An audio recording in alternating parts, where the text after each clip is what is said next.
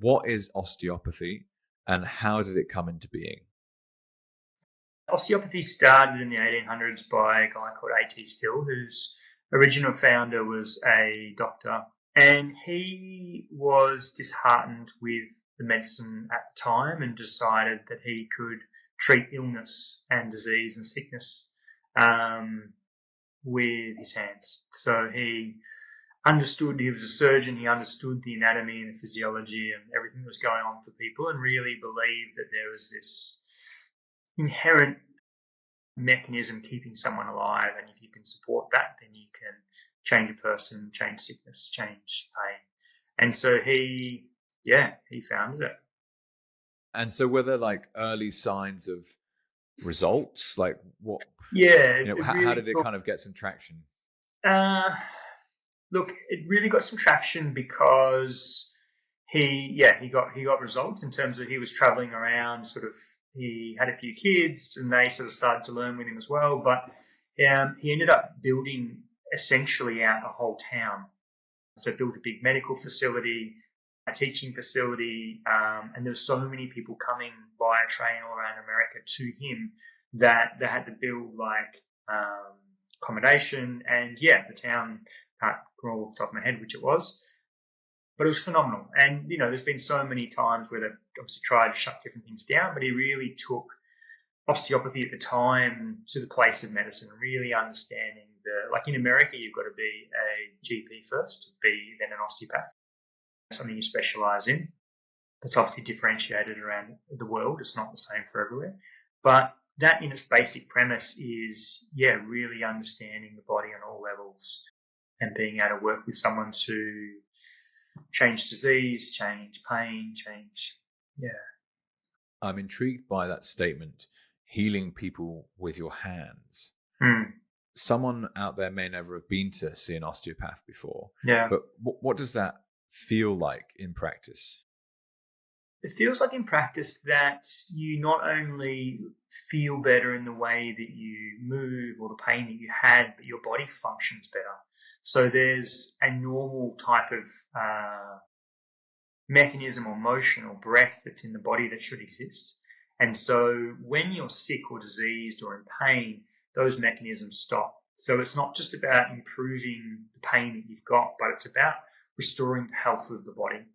And that's something that there's an inert force in the body that sort of keeps someone alive. And by restoring the function of the body, that obviously is increased and healthier. For someone that's never heard about this before, like, how do you actually do that?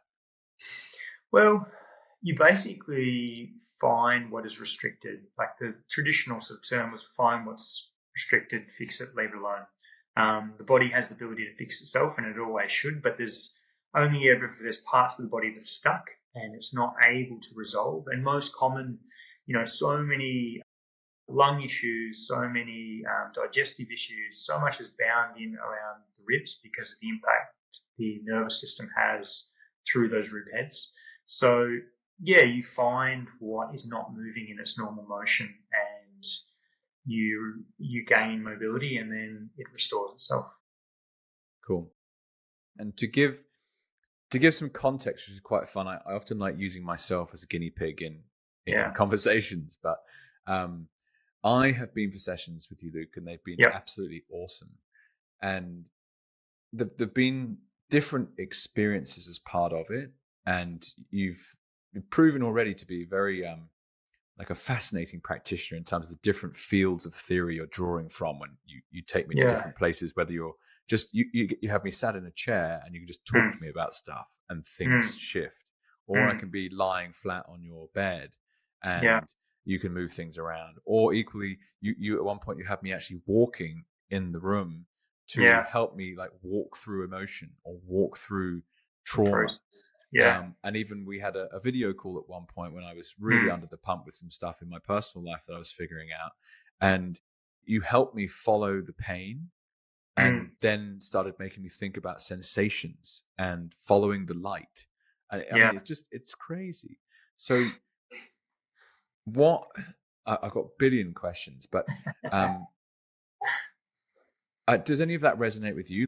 how did you come up with some of those different techniques? Yeah, look, And they're not all osteopathy. yes, Some of okay. those things are called constellation therapy, where you take a person through a process, and Mm, that's a beautiful, cool. learning that I got to work with sort of large groups within. When I was in Melbourne for a number of years, both within men's work, I ran a men's organisation for 5 years together with another mate, and also then with a larger group called Collective Potential. So that was great. We, had 100 people in the room, and we use that sort of process with these people to facilitate change in the whole group. And that was a beautiful learning, outside the scope of osteopathy, which at certain times for the right people and circumstances, and if they're inquiring about that, then we'll use that. But yeah, there's the different levels of osteopathy, and most people expect now when you go to an osteopath that you're going to get rubbed or cracked, or there's going to be some basic sort of manual therapy. But in true variance, there's a bigger scope of who we are. And what I really like, I mean, most of this stuff has been taken out of the schools now because there's been a push for a long time to get the kind of original aspects of osteopathy taken out, and only what's sort of scientifically backed and Mm, proven. And most of the good stuff is difficult to prove interesting. in research. So that's kind of been, and that was a push from the start. It was A.T. Still's son, I believe, that was the person who at one point they were going to de-license anyone who was teaching essentially cranial or biodynamic osteopathy. Wow. And they put that out there, and it was either his son or his grandson that said, no, we're going to keep it. And they ran a course and they kept it alive. And thanks to him, we've still got it, but otherwise it would have been lost many generations ago. Wow. And for that, I'm very thankful. And, a big part of me learning probably more about the stuff that we've done with you is something called biodynamics. And that's, for me, as an individual first, felt more integrous, maybe Mm, is the word, to myself and to what I see and what I feel. Like I've always had, I don't know if it's unique, but I had an ability to feel and see beyond the physical. And I mm, didn't really know initially how to actually work with that. It was wonderful so to be able cool. to see it, but I was like, what's the framework to actually shift that? And I was really fortunate that a mentor helped and guided me and took me over to America and introduced me to that part of osteopathy, being biodynamics. And Mm, it really brought home the ability of encompassing the spirit, the emotion. Sort of, we've got different parts of our anatomy, and they're all just like being able to understand that these things are not separate or individual, or it's, spirit's not completely way out there. It's having the full spectrum of our anatomy and the understanding of that when you're working with someone to essentially see where are they changing, because you can identify that they're going through a midlife crisis and there's something that's actually shifting, something called an emotional field, which is like an aura. And if that needs to be addressed, then there's no point slamming home the physical tissue. You have to wait for that sort of strain to dissolve before they can actually come to a place called of neutrality.